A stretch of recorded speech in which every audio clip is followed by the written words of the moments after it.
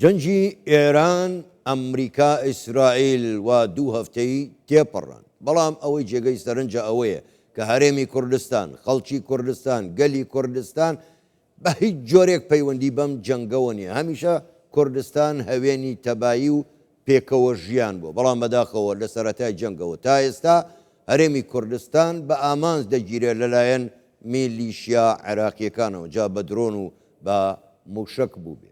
هۆکاری ئەمە چییە؟ ئەی ئەگەر هاتوو عێراق داخلی ئەم جەنگە بوو چی ڕوو ئەدات؟ کۆمەڵێک پرسن میوانمان هەیە لەگەڵ ئەو قسەی زیاتریان لەبارەوە دەکەین. میوانەکەمان زۆر بەڕێز فەرێدون عەبدولقادر سیاسەتمەدار ڕاستەوخۆ لە سوێدیۆکانمان لە شاری سلێمانیەوە لەگەڵماندایە. کاک فەرێدون شەوتان باش، زۆر سپاس بۆ بەشداریکردنیشتان لەگەڵمان لەم گەشتەی ژووری هەواڵی کوردستان 24. باشن بژیت زۆر سپاس. سەرچاوم کاک فەرێدون بۆ خۆت یەکێکی کە زۆر شارەزای سیاسەتی عێراق و کوردستان و ناوچەکەشی. ئێستا بۆ خۆشت دەزانی هەرێمی کوردستان هەمیشە هەوێنی سەقامگیری و پێکەوەژیان و ئاشتەوایی بووە، هیچ پەیوەندێکی بەم جەنگەوە نییە. بەڵام ئەوەی سەیرە لە سەرەتای ئەم جەنگەوە بەردەوام تا ئێستا بە درۆن و موشک هێرش دەکرێتە سەر هەرێمی کوردستان و بە دیاریکراویش هەولێری پایتەخت. هۆکاری ئەمە چییە؟ بۆچی هەرێمی کوردستان بە ئامانج دەگیرێت لە کاتێکدا هەرێمی کوردستان خۆی بەشێکە لە عێراق، گەلی کوردستانیش بەشێکە لە گەلانی عێراق؟ بۆ؟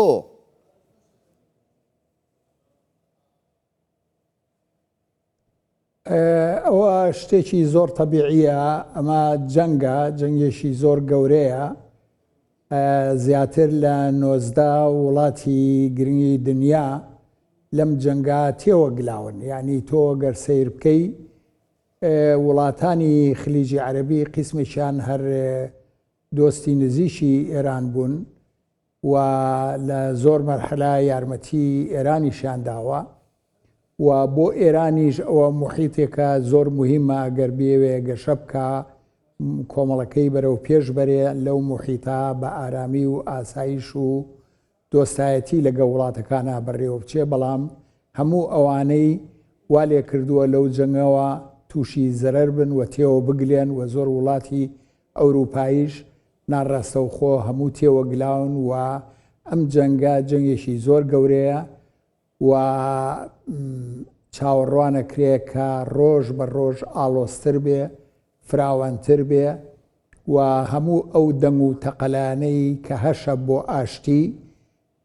بەڕێی من بەو نزیکانە سەرناگرێ.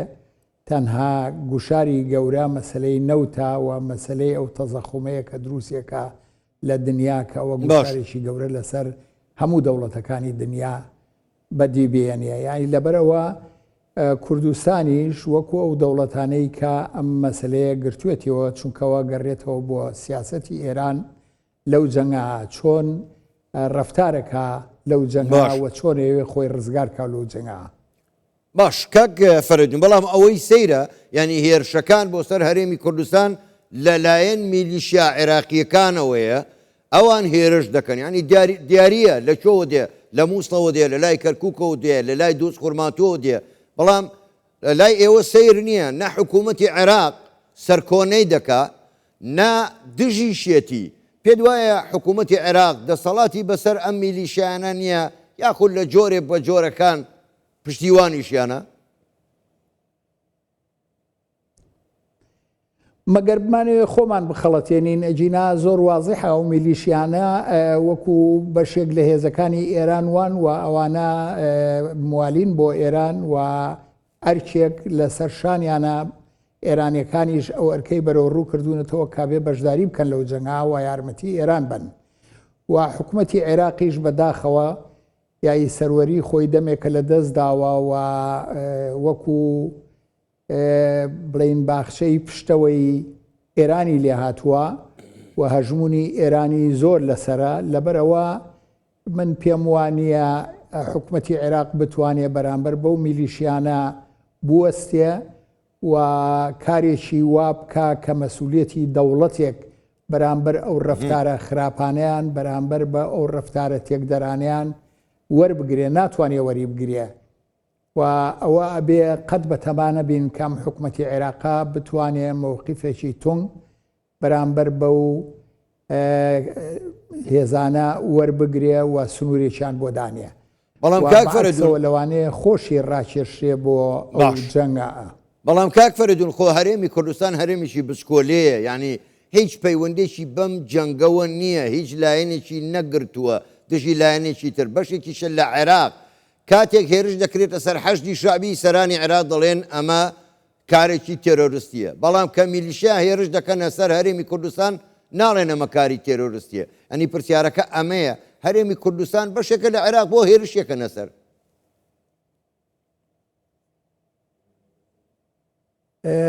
من و تۆ و زۆر ئینسانی دڵسۆزی کورد وا بیرەکەینەوە کە ئەم هەرێمە بەشێکە لە عێراق ئەجینا لە گیر و گرفتەکانی ڕابردووە لە مەسلەی کەرکووکە، لە مەسلەی ناوچە دابڕێنراوەکانە، لە مەسلەی موچە و بودجەی کوردستانە عێراق وای ڕەفتار کردووە کە ئەم هەرێمە بەشێک نییە لە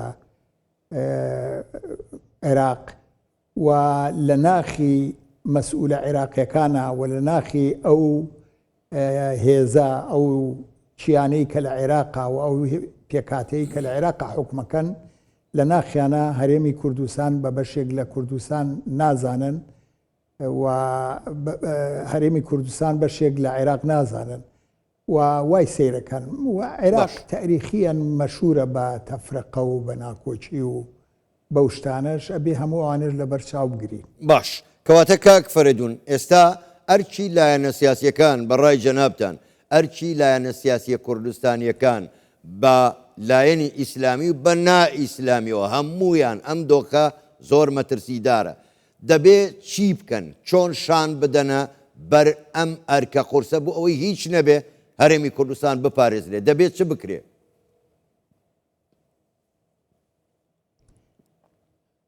وەڵا پێش هەموو شتێ بێ هەموو لایەکمان بزانین کە ئێمە هیچ پەیوەندیەکمان بەو جەنگەوە نییە و ئەو جەنگە لەسەر بەرژەوەندیەکان و لەسەر ئایندەی کوردستان نییە و لەسەر حەقی کوردستان نییە.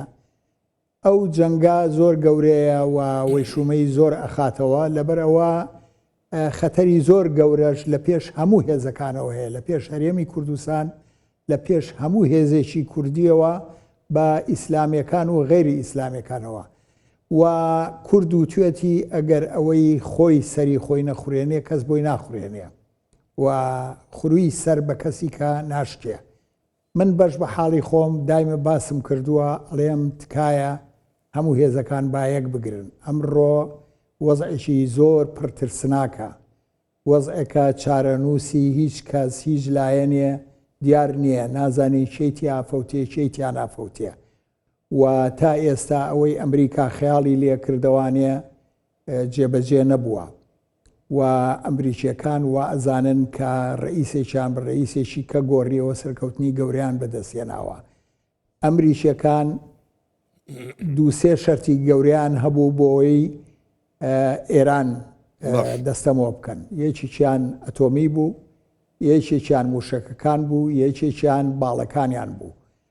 هیچ ئەوانەی بۆ نەهاتوۆتە دی و ڕۆژ تا ئێوارەش تەبریری ئەوە کاڵێ وامان لە ئێران کردو، وامان لە ئێران کردووە کە زەمینە خۆشەکە بۆ ئەوەی لە پڕ ئیعلانی ئەوە بکا کە شەڕ وەستاوە و سەرکەوتنێکی گەورە بۆ شەخصی ترامپ تەسجیل بکرێ.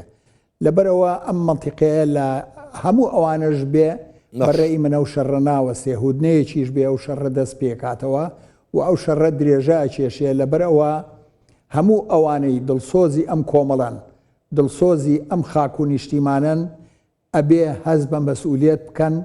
ئەم ڕۆیەک نەگرن بە حیاتی ناتوانن یەک بگرن.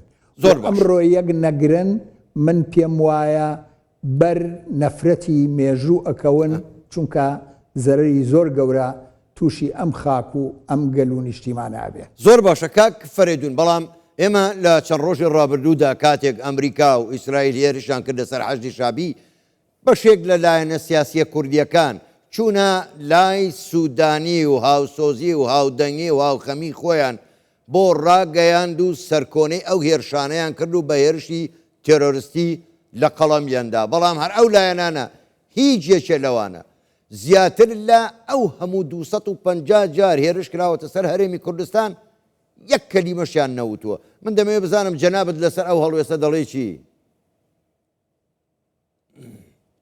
وڵا لەسەر ئەو هەڵوێستا تاریخ بیری خۆم و بیری خەڵگە خەمەوە لە شەڕی بەردەیشی سەرا کە وەختی خۆی دوژمنان پەلاماری شاری سلێمانیاننا و خەڵکێکی زۆر ساڵی 1930 لە شارەکە شەهید بوون و لە پێناوی ئازادی و سربەخۆیی کوردستانە گیانیان بەخشی. کۆمەڵێک خەڵک دروست بوون، وەفدێکیان دروست کرد چوون ئیعتیزاریان بۆ تاجی شاهی بەغا هێنایەوە. من بەش بە حاڵی خۆم ئەم نەوعە تەسەڕوفانە تەشبیهەکەم بەو تەسەڕوفەی کە لە مێژووی کۆنا بووە و لەوە چێ ئەم نەوعە ڕەفتار و نەرێتە لە ناو کووردا بنبڕ نەبێ. یعنی کەواتە کاک فەریدون شعری وەفدی بەڕێی من زۆر باشە. کەواتە کاک فەریدون شعری میلەتەکەی نەیەتە دی. بەڵێ شعرەکەی وەفدی میلەت فرۆشان بەسەر ئەواندا جێبەجێ بێ. وەفدی کوردستان میلەت فرۆشان ئەرزە وەکیلی شاری خامۆشان بەسەر هەر کەسێکە کە پێ بنێ باز با بەسەر خوێنی ڕۆڵەکانیە بەسەر زەرەر و زیانی نیشتیمانەکەیە بڕوە ماستا و مەرایی بکە بۆ بەغا یا بۆ لایەنەکانی کا و کاریان کردووە بەڕێی من کارێکی پڕ لە شوورەی یەکەن. زۆر باشە کاک فەریدون. با بینەوە سەر دۆخی عێراق و پەلکێشکردنی عێراق بۆ ناو جەنگەکە لەلایەن میلیشیاکانەوە. ئەوە بنکەی ئیتالیەکان کراوەتە ئامان، سەربازێکی فەرەنسی کوژراوە و هێرش دەکرێتە سەر بنکەی ڤیکتۆریا کە ئەمریکایەکانی لێیە. ئەگەر میلیشیاکان وا بکەن عێراق ببێتە بەشێکی ڕاستەوخۆ لەو جەنگە دژی ئەمریکا کە پێت وایە یعنی عێراق بەرگەی هیچ چەپۆشێکی ئەمریکایەکان دەگرێت بۆ خۆی، نە لە ڕووی ئابووری، نە لە ڕووی سەقامگیری، نە لە ڕووی سیاسی، هیچی بەسەر هیچەوە نییە، بەرگەگرێ. خۆشیان نەزانن بەرگە ناگرن، بەڵام وڵاتێک کە سیادەی خۆی لە دەستدا بڕیارەکانی بەدەست خۆی نامێنێ. بەش بە حاڵی خۆم من پێم وانیە سەرانی ئێستەی عێراق و بەغا جورئەتی ئەوان هەبێ، بوێری ئەوان هەبێ کە عێراق دوورە پارێز بگرن لەو شەڕە و لەوەی شومەکانی ئەو شەڕە. من پێم وایە ئەوەنەی ئەوانە بناسین ئەوانە ئاخری و ئەکەن عێراقتیەوە بگلێ لەو شەڕەوە. زۆر باشە، دەست خۆش، زۆر بەڕێز کاک فەریدون عەبدولقادر سیاسەتمەدار ڕاستەوخۆ لە شاری سێوانێ من لەگەڵمان بووی. گەلێک سوپاس بۆ بەشداریکردنتان لەگەڵمان، کاتێکی خۆش بوویەوە، شەوتان باش.